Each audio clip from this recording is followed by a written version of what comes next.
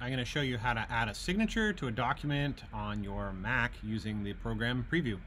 To do that, we're going to open a document in Preview. So I can just double click it to open it, but if you have a different default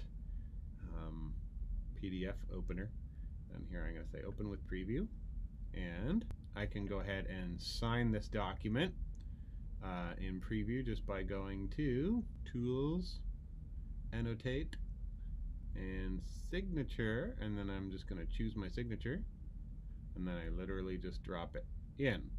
To create that signature, what I do is I first sign a piece of paper, and then I choose Tools, Annotate, Signature, and then Manage Signatures, and there's a couple of ways to do it.